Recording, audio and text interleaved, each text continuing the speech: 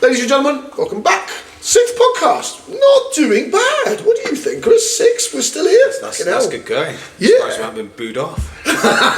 There's only 30 of them, which is quite an achievement, admittedly, for our first month, 30 subscribers. Thank you to everyone who comes back. Thank you to everyone who watches our videos. We're going to get straight into it. The Southport killer, 𝐼𝐸𝐬𝐫𝐞. This psychopath, this little fucking death cultist, this worshipper of every form of horror we've had in the UK, isn't apparently a terrorist. You mean the one that got his knife off Amazon and you can find his disgusting viewpoint on Google? Yeah. And he's not a terrorist. Not a terrorist.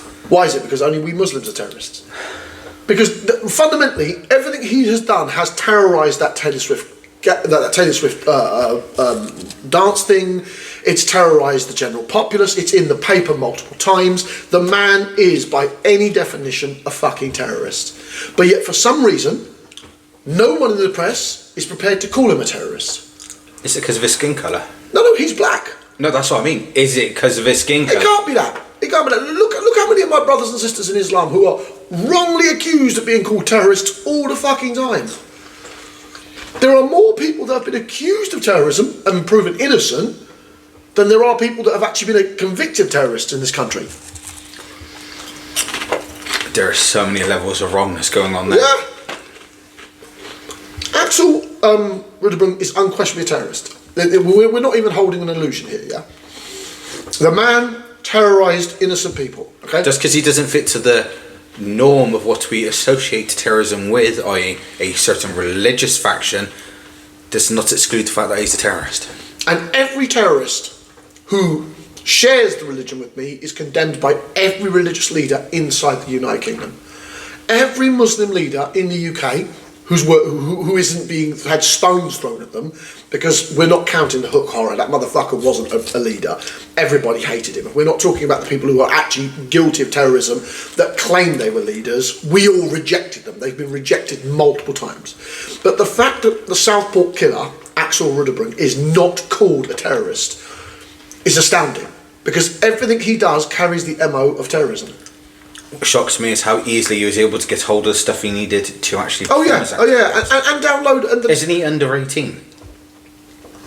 I think when he started, I think when he did the crimes, he was 17, and he's now been in custody. He'd done the crimes at 17 after being able to buy a knife off Amazon. Okay. And download multiple terror manuals, including admittedly, I'm going to hold myself here, including the 𝐬𝐸𝐫𝐞 guide. So that we're not holding sugarcoats that. But there is no Islamication about him. Him and his family are good Christian people. His family are good Christian people. He's not. He's just fucking crazy. And the fact of the matter is, no one wants to honestly hold the conversation that he was a worshipper of death, a maniac, a psychopath, and by any definition of the word, a fucking terrorist. But the reality is, the press will not call him it. The police said they don't know what caused him to do this. But yet they know the psychology of terrorists all the time. It's like Western British society will only label Muslims as terrorists. It's madness. It's fucking madness. It's like it's our bad guy label. Oh, he's a Muslim, he's got to be a terrorist. Yeah, as I said, there's statistically more people have been proven innocent who have been falsely accused of it by things. And what bothers me is that 𝐼𝐸𝐬𝐫𝐞 was referred to things like prevent. So all the standard people that you were referring to. Yeah, the standard lineup of something's not correct, you need to go speak to somebody. And he just straight up and refused, I'm guessing. No, it's more than that. He was referred to prevent multiple times, and they didn't stop. Prevent are the anti-terrorist hotline.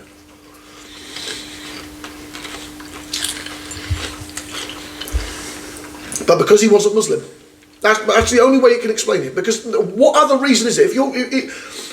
Let's be fair about this, Chris. If me and you had a falling out, hypothetically, and you referred me to prevent, and they saw on my census that I'm a Muslim, I'd be in fucking jail for 90 days while they check everything I own. Just by a phone call. That's scary. Yeah. Just because of my religion. Even though I'm white, I'm British Irish. I have a very white natural fucking name. But because my religion is immediately Muslim, I'd spend 90 days in jail. I could almost guarantee it. It's madness. Would I spend 90 days in jail? Or would they be like, you need to do check-ins and all that sort of shit? Yeah. You might have a phone call, you might have policemen come over and visit you. I would be arrested wherever they found me, and I'd be locked up for 90 days, and all of my shit would be taken. Maybe not if I'm white, and maybe not in Gloucester, but if I was in London, abso-fucking-lutely. You phone someone in London for fucking prevent, you're going, and you've got a Muslim son, regardless of your skin colour. The Met Pol are bastards. I don't care who's offended by that. They need to change the way of thinking. Or should I say broaden their horizons instead of binocular vision in one particular group. That police system hasn't changed since I was a kid, Chris. I don't hold my breath on that. Does that really surprise you? With all the dealings you've had to deal with them? Yeah? Does that really surprise you?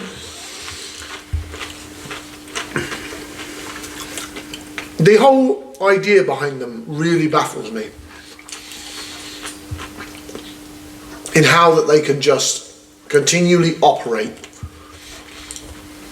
in their misunderstanding of society as it evolves. The police haven't changed. Sections of the force where it's a bit more broader and diverse. Oh yeah, absolutely. The ones that involve policing people, but the anti-terror units, they're all middle-aged white motherfuckers from certain backgrounds where daddy was a copper. We know the son of a policeman who we used to work with, who is now a copper. You know who I'm talking about. He's now a copper after getting fired from our old workplace. Oh, that one? That one. Oh, yeah, no, he's a copper. I've seen him a couple of times coming to my It's a fucking joke. That's how that police force still operates. It operates on almost inheritance. Oh, your daddy was a lawman. Of course you know what you're doing. Welcome to the police force. I'm not joking. After the shit he caused. And the fact that he's a copper tells you that the entire policing system is not meritocrat.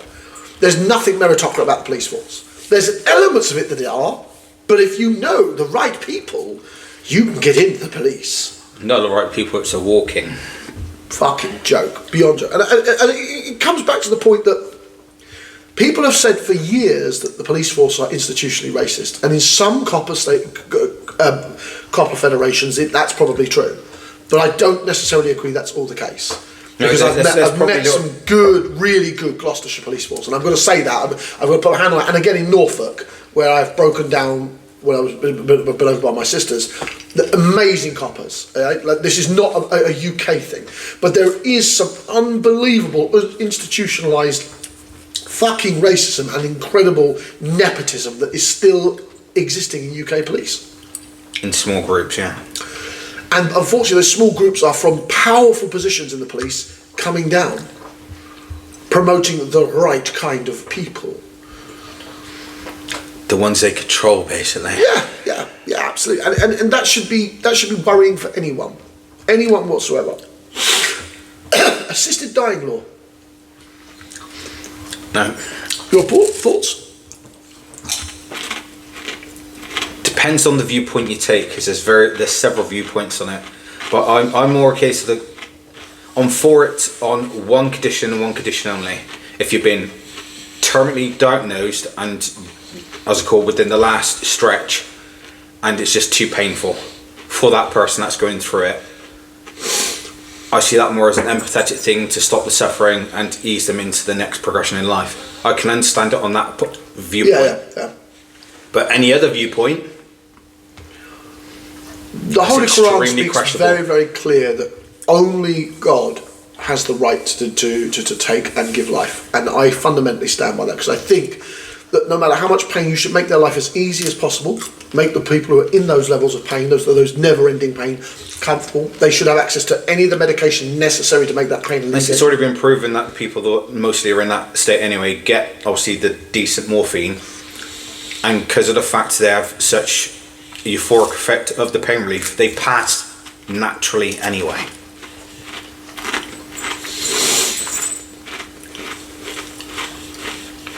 But apart from that, assisted dying should only be then approved by several people, not just by one, but by several.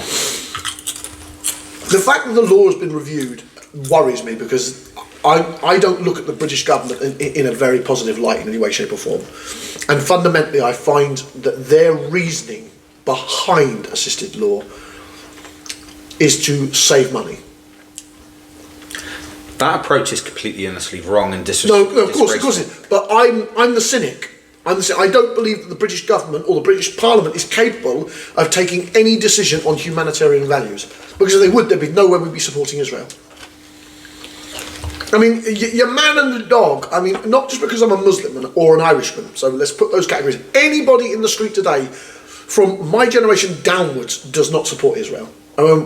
You don't want to be involved, so we take the most neutral position that doesn't want to be involved to the people of, that's fucking evil what they're doing.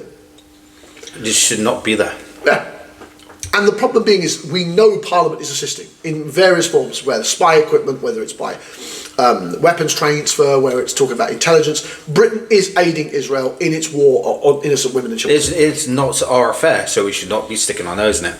And it's just not how the West operates. It just really is not. The only reason they're probably getting involved is because of the fact that it's affecting some sort of asset or they see a cash figure at the end of it. That's exactly why. That is why I don't believe the assisted death law is beneficial to me, you and the general populace. Because there is no one in that parliament, not a fucking person, including the holy grail of Obi-Wan Kenobi, the previous leader of the fucking Labour Party, Jeremy Corbyn. I don't believe even he's this golden boy that everyone made him out to be. Because the cynical bastard was firing people who disagreed with him from his own political views.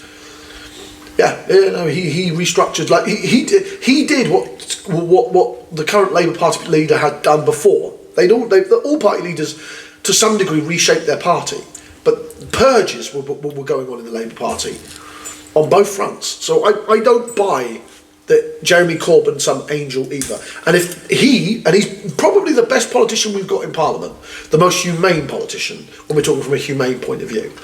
He's unquestionably the most humane politician we've ever had in Parliament, and I'm willing to say that, hand on heart. But I don't think he's perfectly neutral in that regard either. So why are these men and women discussing assisted dying in the UK? It has to be a financial reason, in my opinion. And maybe that's cynical of me. That's reality. I don't trust But then them. you need the ones that think that way to keep the others in line. So where he obviously done the mass purging, he was eliminating the opposition to question whether it was actually the correct thing to do, so he can get his way. I suspect it's more in line towards he has a highly socialistical view of the Labour Party. And this country can't do socialism. Britain is just not geared like that. Our country is just not. Mentally, we don't do nanny states when we're talking from a herd perspective. The English expect you to get up, go to work, provide a living, build a house, live, raise a family. That's the English view. It's a standard view. Yeah, it's a standard view. And in that standard view, socialism just does not merge. You can't have the man that goes out to work 40, 50 hours, provides for his family, come back and then be told by the state what you can and can't spend your money on. Because that is what socialism is. And it's horrible to say it like that, but it is. And I mean, it's a beautiful idea. I like the idea behind socialism. I can't stand any of their implications. And that needs to be said louder. And so they expect you to not spend your money on certain things. Yeah. No, it's called freedom of choice. Yeah, Chris, but that comes into capitalism and society in general. And that's why I always consider me and you to be mildly conservative. We don't want the poor to starve, so let's get this caveat. We're not talking about starving poor people or denying benefits to incapable people or anything like that. We're talking about if you are an able-bodied human male or female, you should be providing for your society and your family. Through what I consider fair tax system. We don't have a fair tax system. I've said it many times. Every podcast talks about how the fucking tax system is screwed. Okay, so it does not benefit the general populace. That's all. It benefits the people in charge. Yeah. No one else. Absolutely. So I'm not talking about it's nothing socialistic about having corporations pay their tax, their fair share of the tax, which they don't. They just fucking don't. And it's a joke. But when we're going back to the assisted dying, I just think I don't trust the British parliamentary system that we've had our entire life, me and you, both of us 40-year-old men. Can you name a single law in the UK that Parliament has passed that benefits me and you? Nope. Not off the top of my head. I had to look.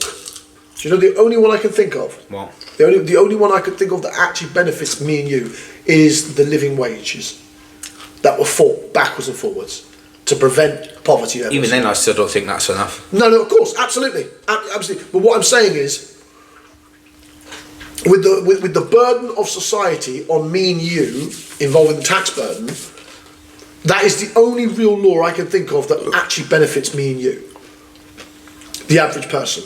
But then it's still up to the company that you work for whether they give you living wage or minimum wage. They have to give you a living wage if you're in one of the great metropolises like Birmingham, London, sorts like that. We don't qualify. I get it. That's because it's probably across the board across your company, though, isn't it? Mm-hmm. That's why. But it has area basis as well, which is caveat. So even then, the law only benefits you if you're built in a built-up major city. That makes sense, because if you're in London, they give you a higher wage because everything's more expensive. Everything's expensive. Fucking London's outrageously expensive. I know. I've been there for a weekend. Yeah. How's the pocket? The pocket was empty after. I thought I was coming in with change. I come in with nothing. You go to London with £1,000. Is that your day spending, darling? I went to London with more than that. I'll come back with nothing.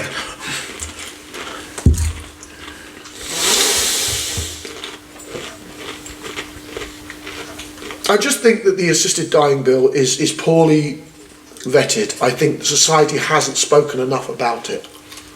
There are merits to it, but the fact is, will the current government be able to actually put in the measures suitable to actually make sure nothing unfortunate or dodgy happens, which I don't believe they do. They do everything based upon the economical value, and that's what worries me the most. And it really does worry me. So there was a poll I saw recently of the cost of living in the United Kingdom, and importantly, the 5 top issues in the United Kingdom. At the top was the NHS. 85% of the people polled in that poll believe the NHS needs to be fixed. Yes, it does. So that's a good thing. Not privatised, fixed. Fixed, not fucking privatised. Yeah. You dirty, greasy Tory Labour bastards. Second major problem is the economy. 68% said the British economy is doing really badly and has done since Brexit. Reverse Brexit! Are you... I know that this is quoting Donald Trump, but I know, oh, would have been Lamish Italian regime. But are you genuinely better off, Britain? Are you better off than what you were when you were inside of Europe? If they executed it correctly, we would be. Of course they didn't. But they didn't. They half-assed it because they thought everyone would say no. And they were shocked and literally gasped when we all turned around and said, we want out. The problem I have with the Brexit is we're not better off. We don't have as much control over our financial tariffs and that as we thought we did. Our trade value is not that vast. And we haven't lowered our immigration. The very fucking reason almost everybody wanted to go to Brexit, the top control our immigration, and it hasn't gone down. No, because of the fact that they executed it poorly, didn't set the standards, and then didn't follow through. And the problem and looked for every single exit to avoid it. We left the European Union for financial harm to ourselves, for more sovereignty control of our law and order, and we've got neither. So I asked genuinely the British public, why the fuck did we leave? We're poorer. Because we thought the government would actually have done their fucking they're job. Incompetent. I don't understand how any Briton could see that the British government was competent. The people who voted, no, I'm not questioning your vote. I'm not questioning your right to your vote, any of that. That's your freedom of expression. I recognise that. But I stand by this point of view, and I hate quoting Donald Trump because it is a quote of Donald Trump. Are we financially better off or worse? And I genuinely think we're worse off. You? It hasn't got better. No. And we haven't improved the fucking immigration problem. No. Because we failed to do a deal with France. Failed to do a deal with the whole of Europe. We just put our head in the fucking sands, like every Tory does. And because they didn't want to deal with it, and they thought they would be able to turn around and get an X out of it and reverse the vote.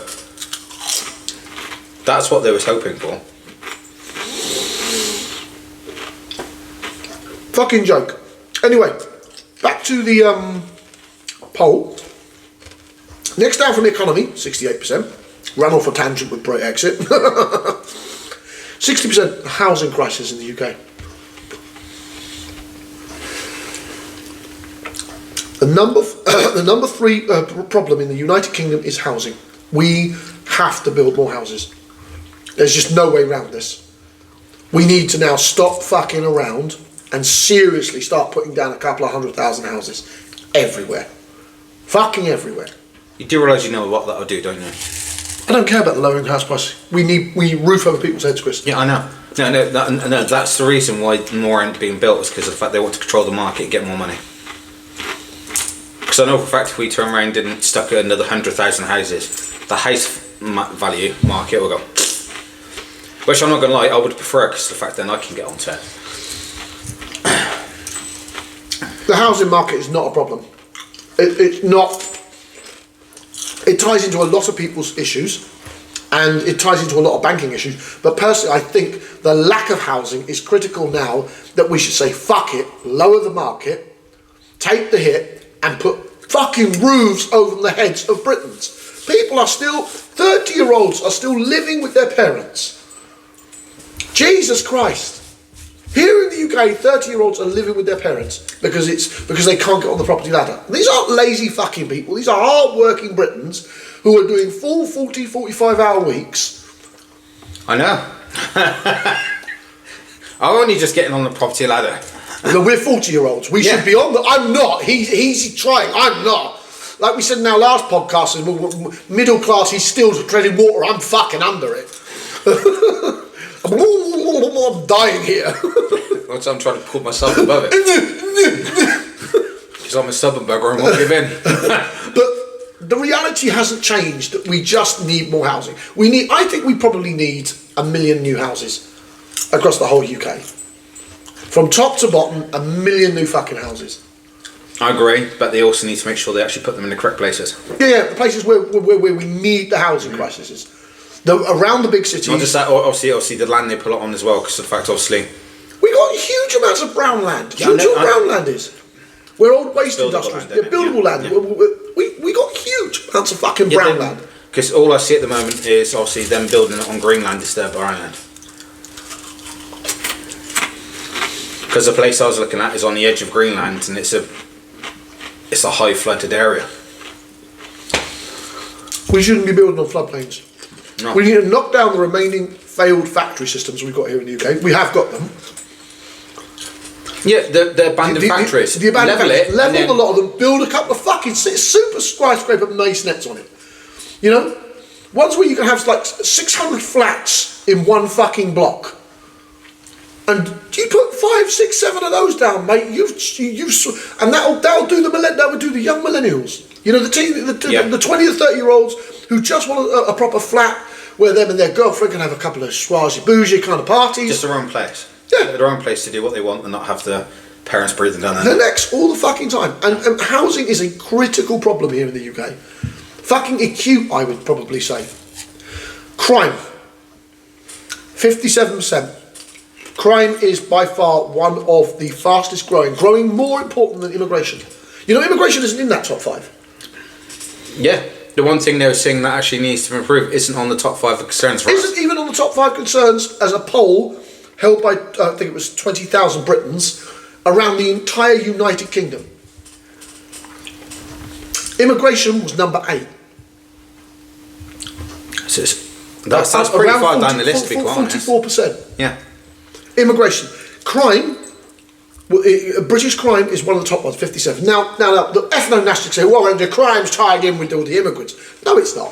Most of the crime in the United Kingdom are made by poor families who can't make ends meet. Shoplifting. Fucking huge amount. Oh my God, I can't even get... I can't. Because of the work I do, I can't talk about shoplifting. A'udhu billah, the fucking stories I could tell you. And shoplifting I've had to deal with, yeah. Fucking joke, mate. Absolute fucking joke. Shoplifting is on an unprecedented level. I can't even discuss it. Because I work in an environment that involves dealing with such problems. And last is the environment at 57%. No, 57% was, my apologies, 57% was the crime. 54% was the environment on the part. I couldn't understand that, because without the correct environment, everything would go wrong.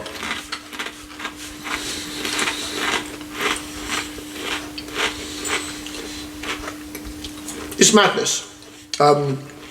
A lot of the environmental problems we can't really solve.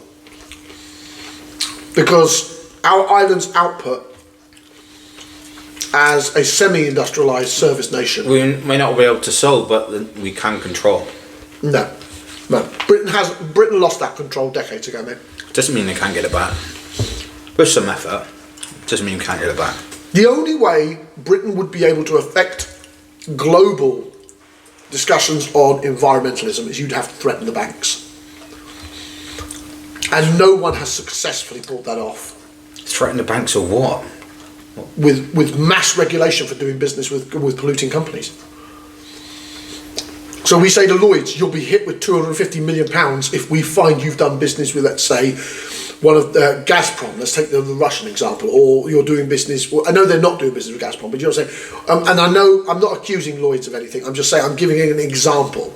So Lloyds is caught doing business with, let's say, one of the worst petrol or drilling companies in America. Britain fines them £250 million. Every time we catch them with an account dealing with corrupt people. That is influence with a club, but no one's ever successfully pulled that off. No politician has ever successfully pulled off threatening the inner city banks. They've got so much fucking money, they can buy elections. Damn. It's never worked. So the environment is going to get worse. And I mean, that's a horrible thing for me to say, but it is a real conversational position. I personally find that Britain has a massive problem with things that are outside of our control. I mean, we can't realistically control Europe from the outside, and Europe has such an enormous impact on us. We can't control America, but America has such an enormous impact on us. Here's a question I've always thought about asking, Chris. If you had to choose between Britain being closer aligned to America or closer aligned to Europe? Honestly, Europe, because it's our next door neighbours. Because it would benefit us far much more better than the one across the sea. The problem I've got is that any kind of close relation or attempted special relationship, which I don't believe exists, where we're politically speaking, Britain's America's bitch. And I know that's horrible to say, but it's true. And one of the problems we have in the UK is we don't acknowledge what our problems are. But I think we should return to Europe in its entirety for the financial benefit. We are not getting better with the immigration problems. The immigration problems aren't being resolved. I believe a restoration of Europe would benefit us financially. Every Briton would be better off. Cost of living would go down. Cost of resources would go down. The goods that we do produce here, Europe's our biggest trading partner, bigger than America and Europe and China. And this is why the Chancellor is running off to China to try and sweet talk for investment money, whilst at the same time wagging her finger at them. I mean, how the fuck are you going to do that to 2 billion human beings and then expect them to come and save your shitty little country of barely 70 million human beings? What Britons don't understand is that this wet, miserable island, which I love very dearly, this is my country, is that we wouldn't fit in one of China's provinces. And yet the British political establishment still want to have the American talking points so they don't upset their cousins across the water and ask China for billions in investment. It boggles my brain. It boggles my brain that Britain's political establishment would think that that's going to be a working tactic. Look, if you're going to beg China for money, shut the fuck up about all their problems. Just keep it purely business. Yeah, keep it purely business. Don't interfere with them. Don't interfere with them. Don't run your mouth at them. If you're going to ask them for 10 to 15 billion investment in Britain, which would do us amazingly, even if it was a small investment, because for China 10 to 15 is nothing. I mean, they've done something like 50, 60 fucking, or nearly 100 billion in Portugal. They've made massive investments in Portugal. Huge. And it's showing in Portugal. And it shows. But you only have to look at the fact that Britain talks the talk of America, but wants the world's money in London. How the fuck are you going to do that? You can't run your mouth at a country where your country only fits one of their provinces. When we're talking population, remember they're 2 billion. That's 2,000. One small little corner within that. Our 70 million population fit into a tiny section of their country, and they are industrialising the whole of fucking China nowadays. China is returning to its, and what many people younger than me and you don't realise is that China, well, many of the really young do know, but China was the centre of economical world for thousands of years. Absolute thousands of years. Rome traded with China. Ancient Rome. Greeks traded with China. Everyone traded with China. China was the fucking centre. They called it the Middle Kingdom for a reason. Everyone came to China financially. And the problem we have is that China's restoring that after this tiny 200-year blip of us called the Western world. Western imperialism, while China was going down, we came up very briefly. And now the world is resetting itself to a social norm of where China is again the centre of the economical world. And if Britain's political class truly want Chinese investment, big Chinese investment, I'd like to see China do to us what they've done to Portugal. Fuck yeah. I wouldn't give a damn. I wouldn't even lose sleep. You know what 100 billion fucking pounds would do to this country? It'd make everyone better off. Everybody. Infrastructure, roads, the fucking works. Why are we listening to Washington, who moans every fucking day, even if they have got a fucking enormous fleet, when their investments in the UK are less than 10 or 12 billion a decade? In a decade. Yeah, we can get that from China. If Britain aligned itself to China economically and away from America, because we don't want to go back to Europe for immigration reasons, I could see us getting 100, 150, 200 billion, fucking easy. But the British politicians won't swallow the bullet. China would take that. We could become a major offshore loading and unloading for all the Chinese ships coming in and out of Europe. Think of the amount of jobs that would create. Fucking huge amount of jobs. Huge amounts of jobs, huge amounts of economical benefit. I don't understand why Britain is playing the role of the European mouthpiece, that we're not even part of Europe, on behalf of America. I mean, the fact that Donald Trump's election, and have you seen everything he's promised? Did you read what the fuck he was saying? Yeah, no. Taking back the Panama. He's guaranteed that that's something he wants to do.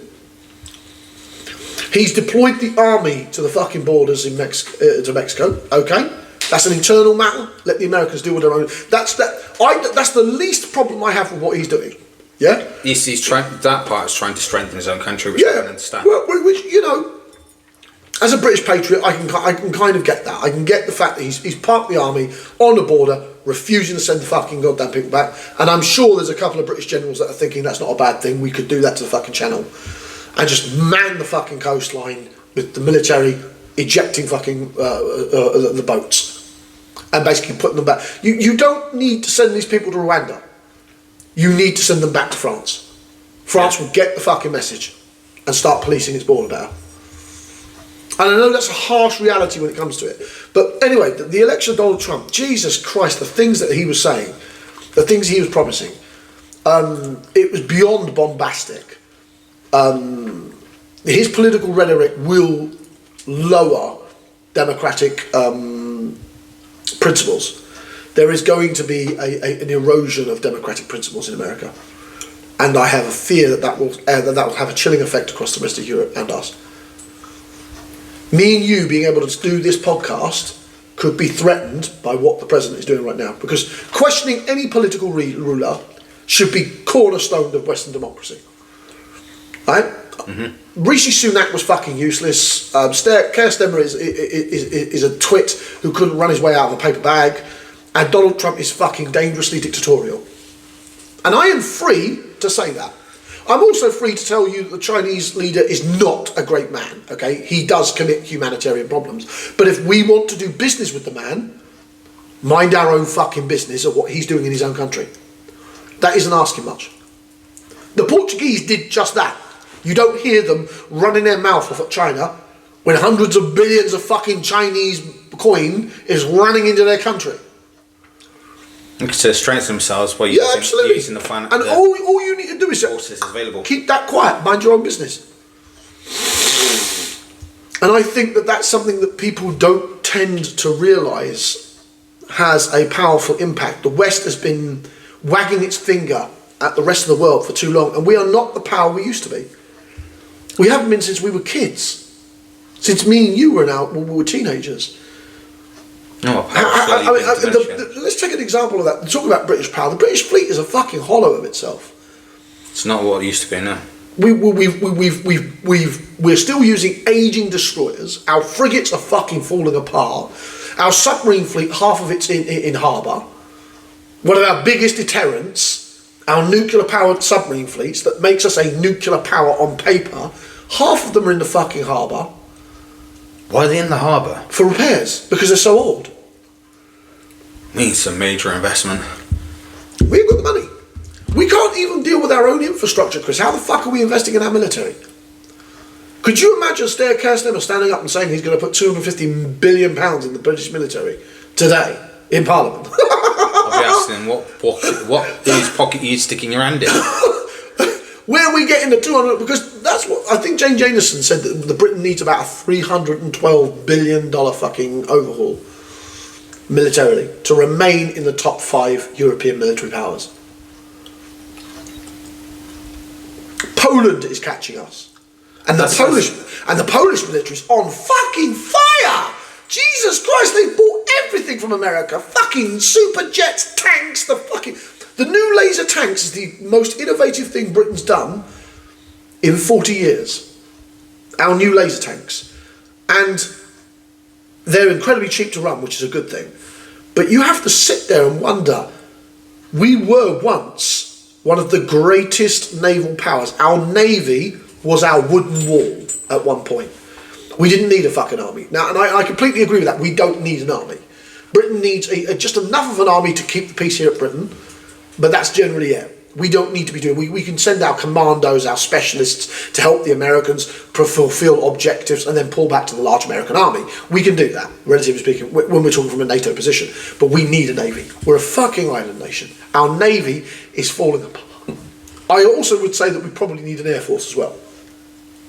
Navy, Air Force should be our priority. Should be the 2 top things, and then just enough of an army to defend the borders. Yeah, and everything is like I said. The newest carrier still hasn't fully gone to sea yet.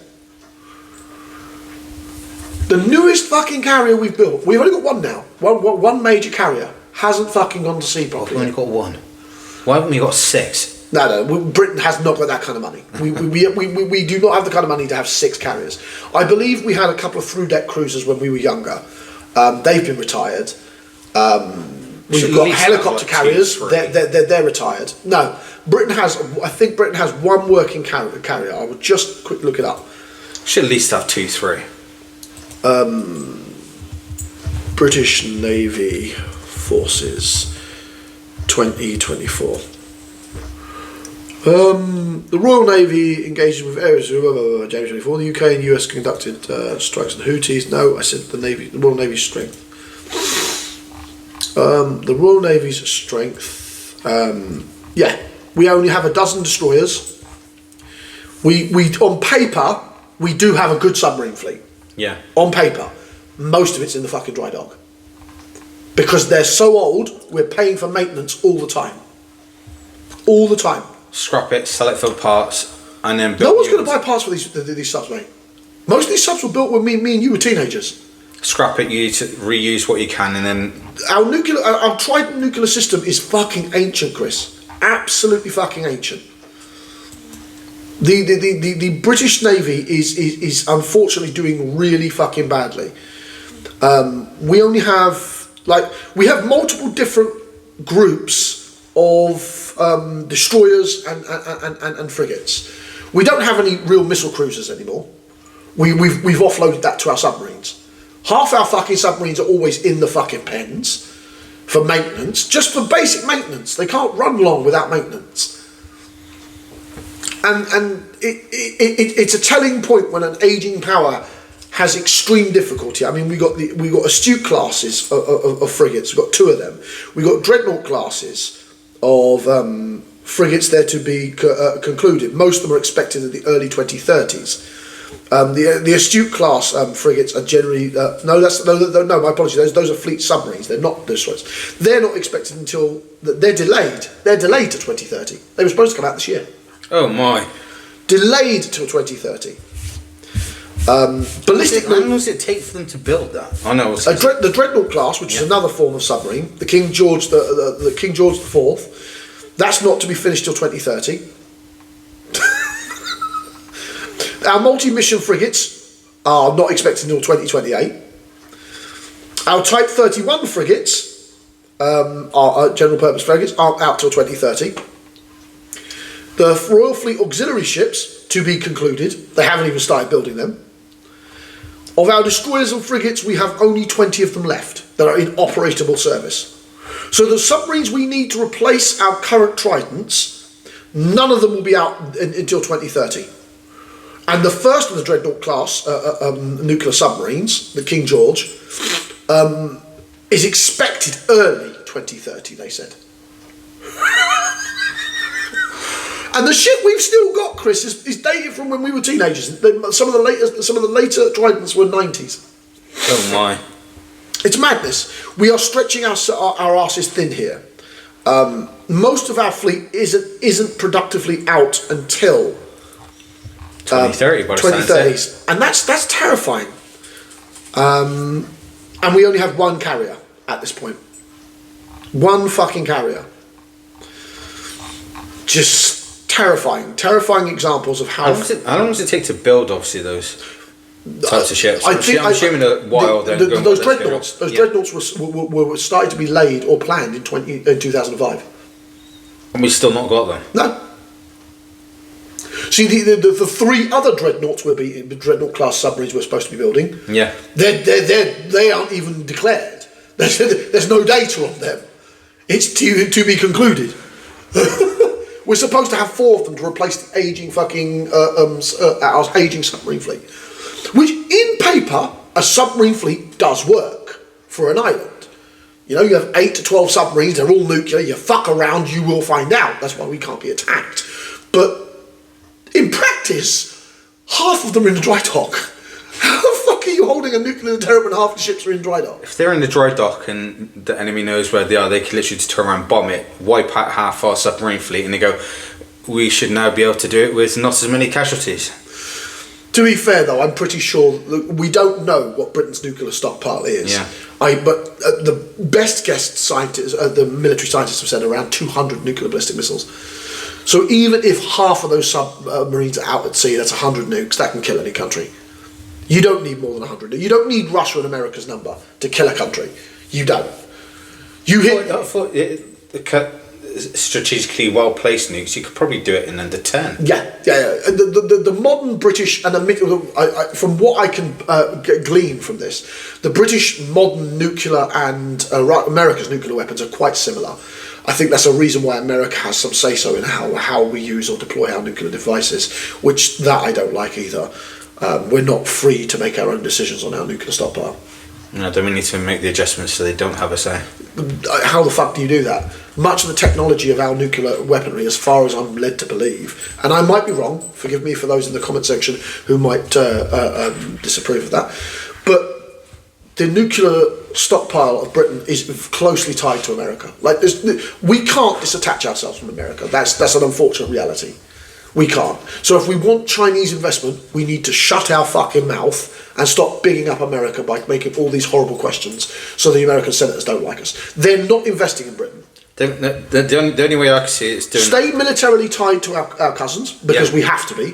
We don't have the means to run our own... They're trying to go, look, we'll be military tied, we'll be military cousins with you, but anything else, you shut your mouth, we need to focus on building ourselves, because if we don't have ourselves sorted, how do you expect us to defend you if you go tits up? Yeah, America America's going to go tits up in the 30s anyway. I think. Oh, so didn't you say the infrastructure's hollowing out Yeah, anyway? the country, America's infrastructure is acutely worse than ours. And it trying to expand faster than what it's actually capable of. Yeah. So it's going to implode in itself. That will happen. Remember, their roads are fucked, their bridges are fucked, their trains... The railway system is knackered. The railway system is vilely fucked in America.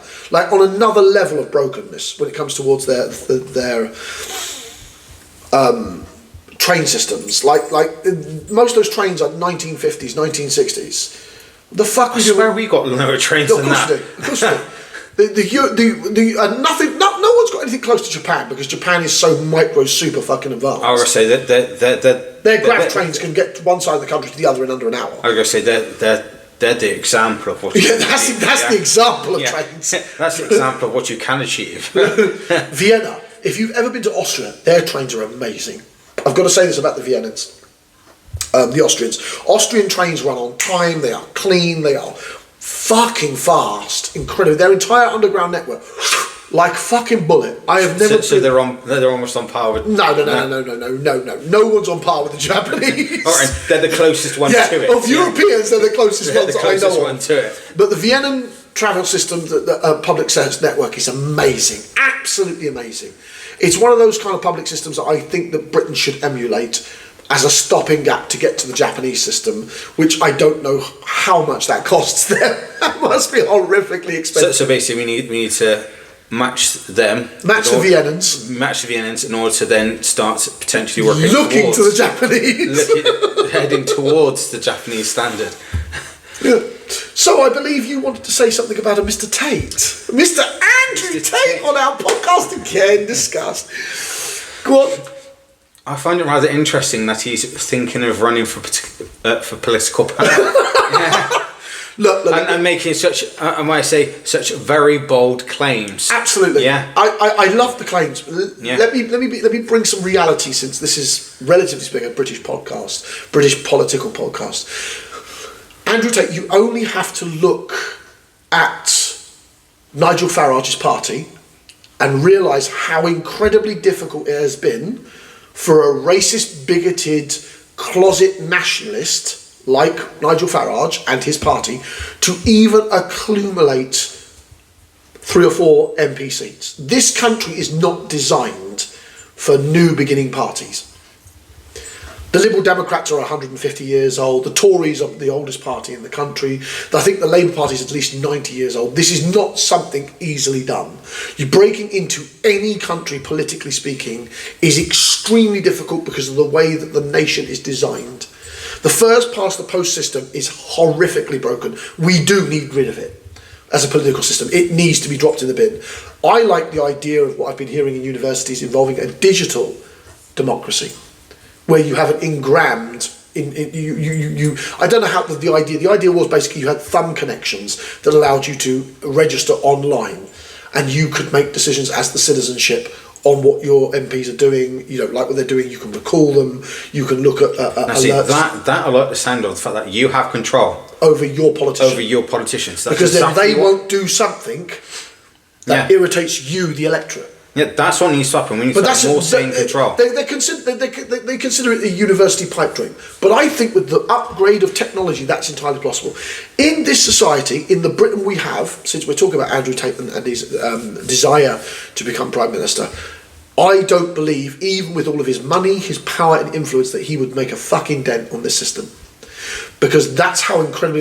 Nigel Farage at one point was one of the most influential Britons we have ever had in the last 25 years, at the height of Brexit, and he's failed to get more than 2 seats. Now, admittedly, one poller said he's polling on the same level as the Conservatives. The Conservatives are polling dog shit at the moment. That's not saying anything.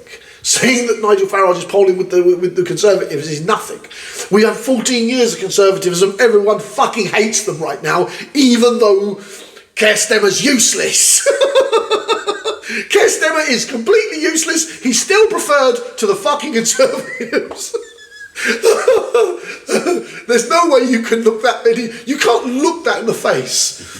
Kemi Badenoch, the leader of the Tory party, cannot seriously sit there and say that she has a chance of beating Keir Starmer. We, the British public, very likely can't stand that cunt that we've got as a Prime Minister right now, because he fucked every promise he's made, he's fucked our economy, he probably won't make the end of 2025, but the Labour Party will still be there. And what you have to understand is there is no aptitude in the UK right now to have the Conservatives back. I think Lib Dems have more of a chance getting back, getting in than the Conservatives. Vote for the Irishman. I'll fix the problems. We're going right back to Europe because we haven't fixed our immigration and we have fucked our economy. There's a vote winner. Fix the economy. How do we fix the economy? Go back to Europe. There. Problem solved. The Irishman's giving you the answer. Yeah, and that's another thing I don't like about Nigel Farage. And I hate to ring an endorsement. The man makes problems but never gives solutions. That was something you said to me. Yeah, he just raises the issue. He raises multiple issues and never gives solutions. All might, no action. Exactly. And that you were saying that to me the other time when we were talking about it. Nigel Farage is great if you want to have a good moan, but he fixes nothing in the United Kingdom. Fixes absolutely nothing. And I think that's a fundamental problem that we have here in the United Kingdom. We are willing to listen to the moaning bastards, but no one likes the idea that you've got to make hard decisions to fix the problem. I think one of the hardest decisions you can make in the United Kingdom is acknowledging that Brexit was a horrible mistake. It was executed very poorly. I don't think it could be executed anywhere rightly, Chris, when you're talking about the volume of economics ties we have with Europe. But it could have done better than what it freaking did. Oh yeah, you probably could if you had someone who had the head screwed on. But I don't think they do. We haven't improved our immigration issues. They haven't gotten better.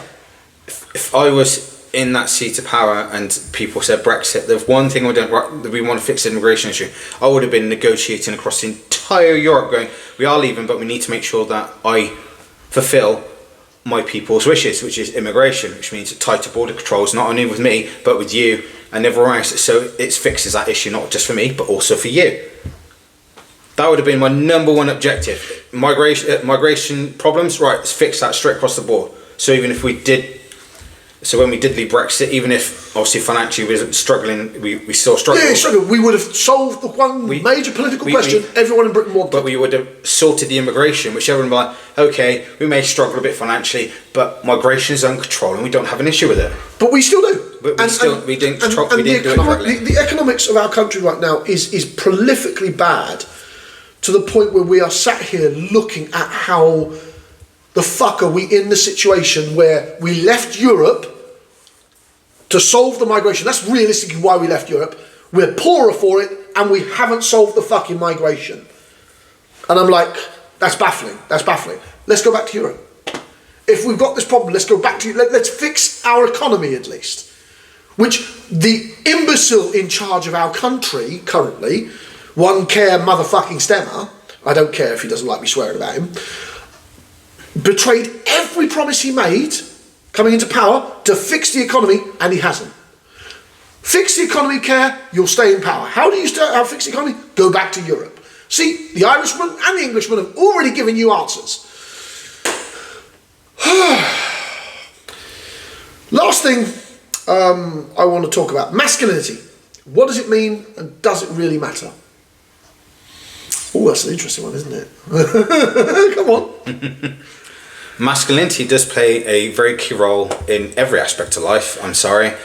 I know that's going to piss off quite a few people, but it's a key role, not just in, obviously, family base, but also of how everyone else is treated to each other.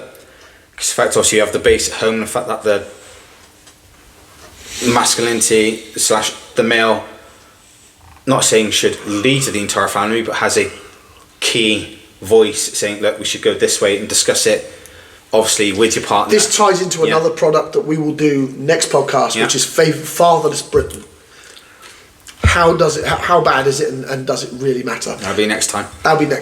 But in my opinion, masculinity has been on the decline here in the West considerably, with the intersection. Massive massive way that that's actually been proven is suicidal rates within men. Suicidal rates in men has skyrocketed across the UK. And it's not even spoken about. No, of course not. Not even because the feminists don't like talking about these the impact of lower masculinity. Even though it's already been proven, the fact that they say we could do anything that a man does. They can't. If you want to, that's fine. Then step up and actually do it. That's garbage. It's garbage. Women for the last 100 years, since 1924 to 2024, have been controlling the same 4 jobs they've done for 100 years, and they've had access to all of them.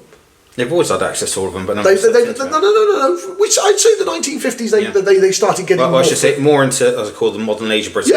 They've had access to the jobs which they say they punching the glass ceiling. But the bulk of the British women have still maintained themselves in the 4 jobs: teaching, nursing, young day caring, and human resources, which falls into their nature.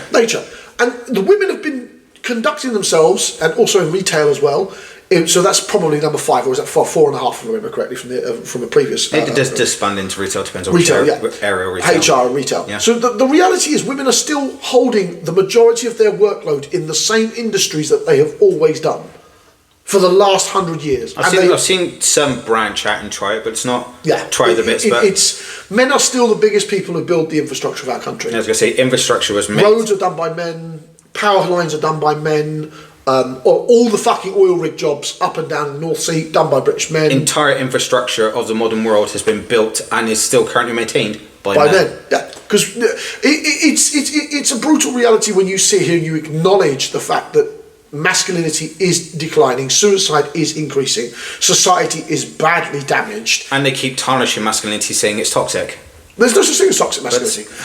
You see, toxic masculinity, this is one of those things I dislike. It was designed as a prison term, and it's been latched onto by Western feminists and Western talking points. Toxic masculinity was used specifically about how men-on-men sexual actions happened, involving culture and stuff like that. That is disgusting. How can you bring... No. The micro sociological idea was that they were watching and seeing how inter-male personalities behaved in prison. Yeah, but that's so the idea behind that was they named that toxic masculinity deliberately as a prison culture thing, and that has now been labelled to all of us. No, I was going to say that's something that's happened within a extremely controlled environment. Under extremely bad terminologies. Under terminologies and situations, everything else. So you basically these are some of the worst American prisons. Yeah, so you're taking a very tiny fraction of what can happen within a prison system. Within a prison system, which is designed to control and rehabilitate criminals. No, it doesn't. Hence, it's supposed to be. Yeah. And then label it across the entire male race. Absolutely. Is disgusting. Absolutely. Because you're basically saying raw criminals. Yeah, absolutely.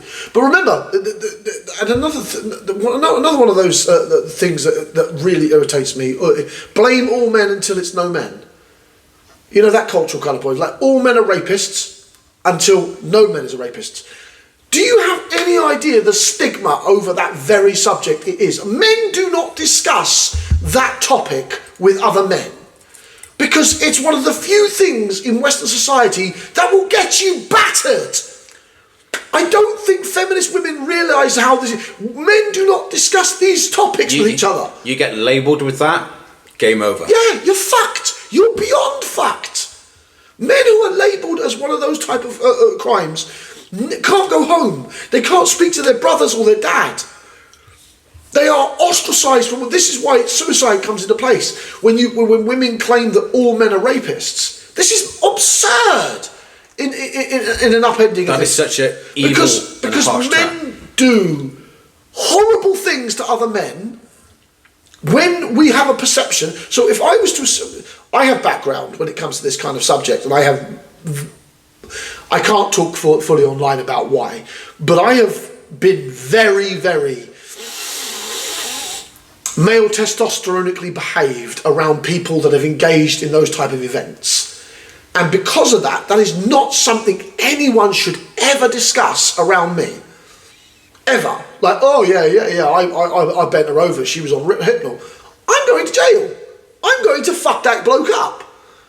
You're not going to tell me, as a British man, that you aped a fucking woman.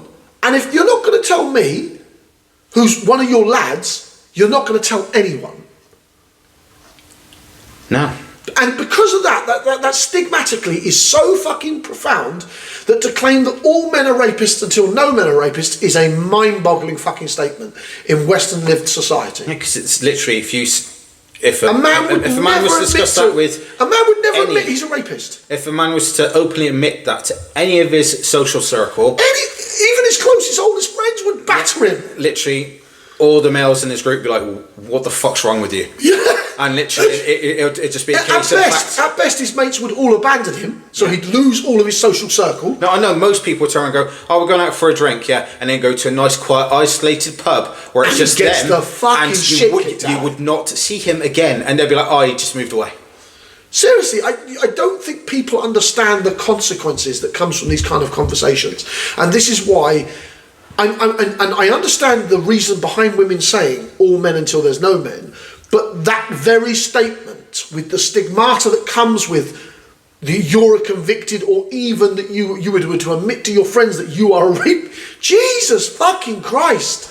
You can't have those conversations in male circles. Nope. And I don't think women quite grasp the reality of that.